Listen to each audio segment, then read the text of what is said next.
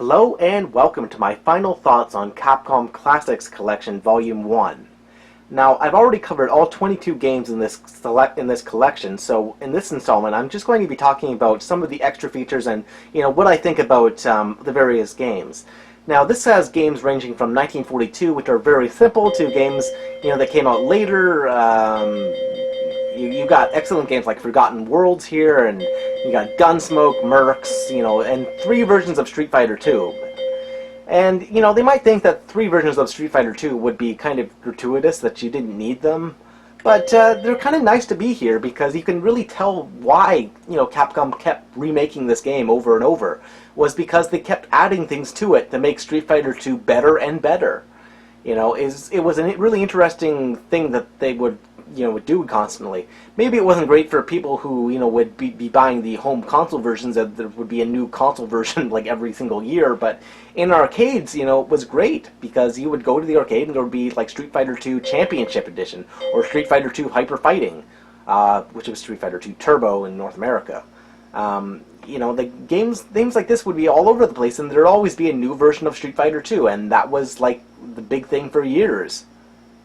That was definitely a part of my childhood that I very fondly remember, there always being a new version of Street Fighter 2 that would be, hey, what's new? Let's check out, like, hey, there's a new character, or hey, the characters move super fast now, or hey, look, there's, they now wear, like, different colored clothes. It would be something, like, minor, but it would be really exciting to a kid. Now, I want to talk about some of the extra features about these games, because I didn't really go into that when I was covering the actual games themselves. Now, when you're playing the games, they have actually things that you can unlock. They have art, as well. History is there for all the games, but they also have artwork, which is really interesting. Some of the stuff is like, promotional art for the games that you don't really see that much. Like this is for 1943 here, and some of this art is just badass.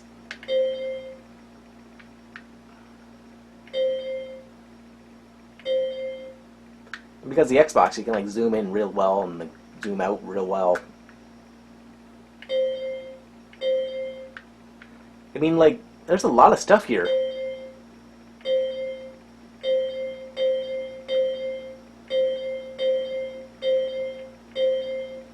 As well as sketches of like the various planes and what the sprites would look like in their various animations. So that's cool. More planes, as well as like little notes and written in Japanese there. There are the hidden characters, the power-ups that you can find, as well as the Capcom symbol that's always in every Capcom game back then. There's tips that you can find, and the tips like help you, proceed through the game, as well as music.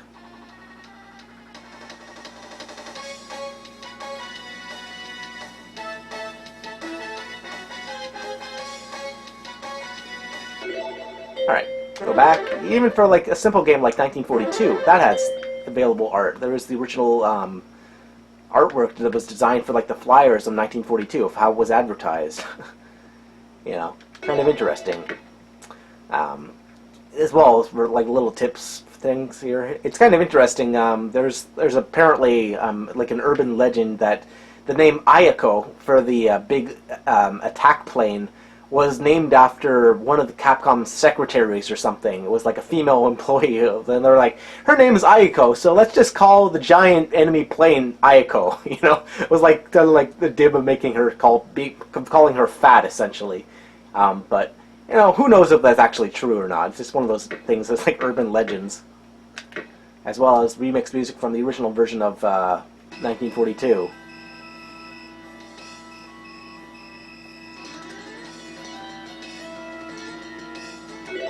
Alright, let's look around. It's Bionic Commando. The artwork for Bionic Commando, some of it's really interesting. Like, I believe this was artwork that was used like for the Japanese Famicom version, where they replaced this guy with Hitler. Because it was like top secret Hitler's revival or something like that. As well as some early artwork for Bionic Commando that's very interesting. Like, imagine if he looked like that. This looks like it was taken like made in the 1960s or something.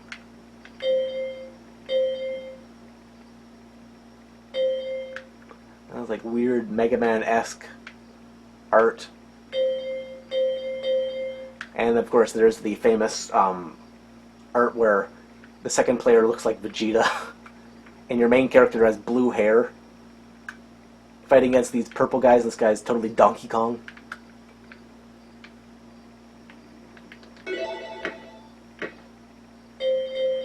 Some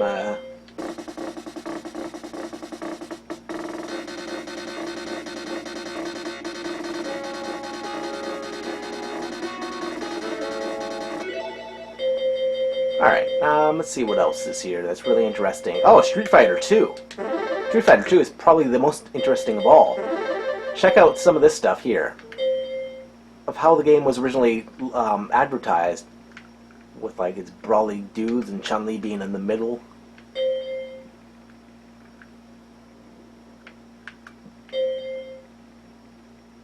Various art for the original version. As well as art that was on the arcade cabinet to teach you how to play the game.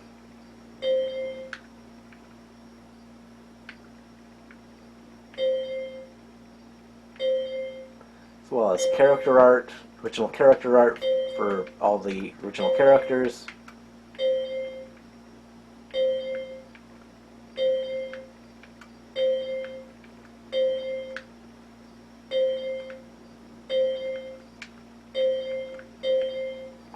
As well as some sketches.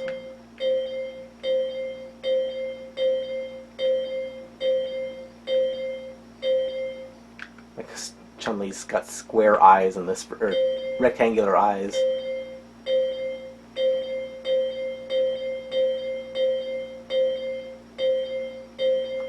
It's like they're stages, I guess.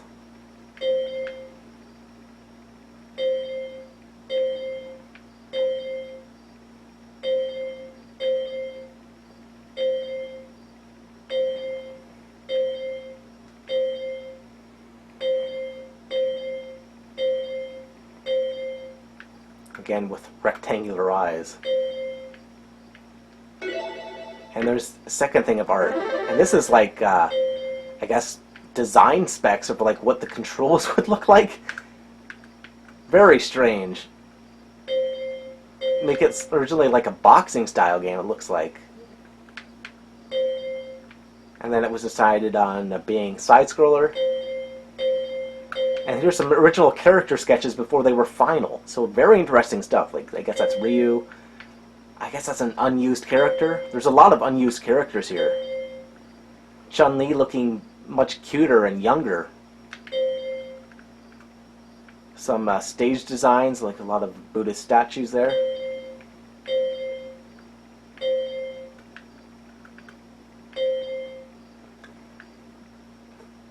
Sketch paper.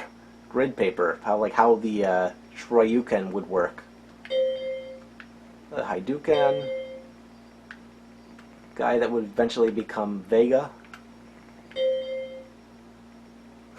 That's funny.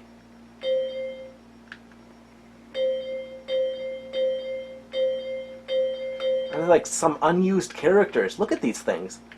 Really interesting.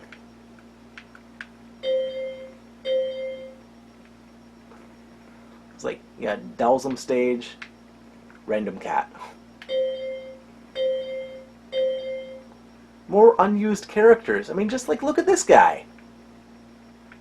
Crazy. Can you imagine this guy was actually in Street Fighter 2?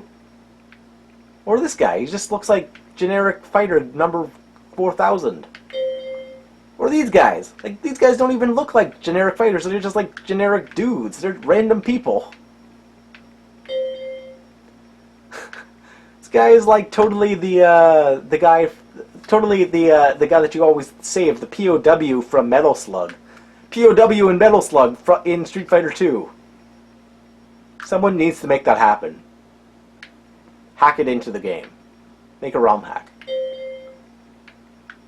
Fucking, what the hell? It's like Fist of the North Star, Ken in Street Fighter 2. What the hell? I don't even know.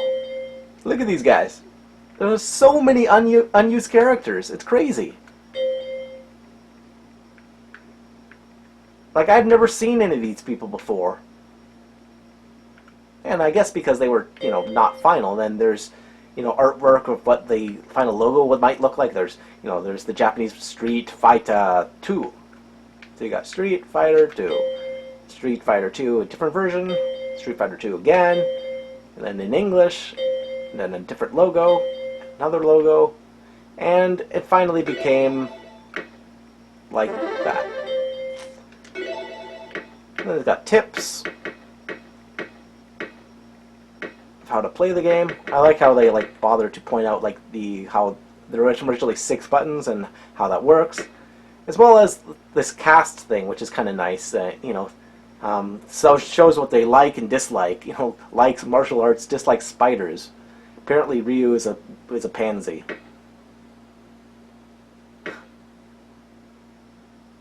Guile dislikes fermented soybeans. Good to know. Zangief doesn't like any of the projectile attacks in the game, essentially. Dhalsim dislikes everything in life, so he dislikes candy. Okay. Likes his mother.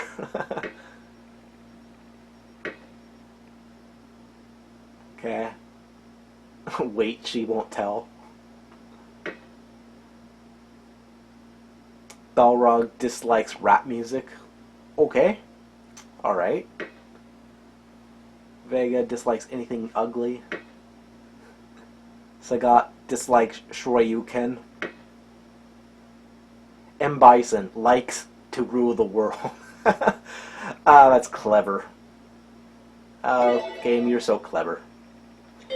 So yeah, that's my my final thoughts is that there's a lot of games in this collection that are really quite good. Like 1943 is a great game. Final Fight is a great game. Forgotten Worlds is an excellent game. Then you got Gunsmoke, which is a good game. Mercs, fantastic. Sun is fun in short bursts. Street Fighter 2 is legendary, of course. And then you got Super Ghouls and Ghosts, which is odd, but it's a good game, and it's on the collection. Then you got games like Trojan and Vulgus here, but Trojan is just a bad game, and Vulgus is just too early for you to really care about it. That in 1942. 1942 is at least a little bit more interesting than Vulgus is, as well as X-Dies. X-X's. I would say X-Dies. And then there's games I can't really comment about, like Section Z here. Like Section Z is, it's kind of whatever. I can do without it. But you gotta thank Mike Micah and his team at Digital Eclipse that did a really great job at this collection here. They did really excellent emulation. This is not bad stuff at all. There's stuff that's like on CoinOps and MAME and really good emulators and stuff, and they don't do quite the job that these versions do. And I gotta love the extra features that they just threw in for added effect. Well, for one thing, the collection has some really great games, but it also has a lot of bad games, and you sort of wonder why they didn't put more games. But I guess because they decided, right from the get-go that they were going to have a Volume 2, so they didn't want to, have all their games taken up for Volume 1 that were great. So for Volume 2, it has a lot of strange games that I never really played when I was a kid. It has games like Captain Commando, which I did play a lot, because that game is fantastic, but it has games like Mega Twins. I don't remember ever playing Mega Twins, or ever even seeing it. But, that's going to be a review for a different week. So sometime in the future, I'm going to be talking about the Capcom Classics Collection Volume 2, as well as some other compilation discs. This week has been really successful for me because I've got a really positive response for a lot of these videos, where people have been talking about their arcade memories and their memories playing these games on home console ports. So yeah, if you guys have any questions about any game that I covered, or any specific thoughts about this collection, feel free to leave those in the comment section down below. Keep in mind, again, this is for the Xbox and also for the PlayStation 2. I also believe that there's a PC version of this game. if you see Capcom Classics Collection in the wild, it typically sells for between $12 to $20 these days. It was like about $10 a few years ago, but I guess people have realized it's really good, so they've checked out. The prices have increased in more recent years. But if you guys see this in the wild, definitely consider picking it up because it has a lot of great games that are really great. Because and the other thing about this is that there's actually incentive to play through the games. Like, to unlock the art and stuff, you have to do stuff. Like I'm playing Commando here. You have to play Commando until you stock up 20 hand grenades. You would never do that otherwise. So it's kind of like gives you an achievement before there were achievements in the Xbox 360 and the PlayStation 3. So it's kind of nice because then when you got the 20 hand grenades, you've unlocked that achievement. You've completed that task, and you get rewarded for it by, instead of just getting like a message that tells you you've unlocked an achievement, 100 Xbox points or whatever. You actually unlock something useful, which is like unlocking the art for Commando here, which I haven't done yet. Or, get a certain number of points. Or, beat the game. Complete stage 5. These kind of things. Very cool that are actually there. There's stuff I have done, and for the stuff I have done, I've already unlocked the stuff. So there you go. You get to unlock stuff that's extra features. And that's really what this collection is all about. Because the games are fun, but it's about actually getting rewarded for your play. It's not just mindless play. Well, anyway, that will about do it for this video. So thanks for watching, guys. This has been a really successful week, so thanks for watching all these videos. If you missed a particular video, don't worry, because there's a playlist that you can check out. Check in the comments section. It's always, I post a link to the playlist, so you can watch previous videos if you missed them. And that'll be it for now.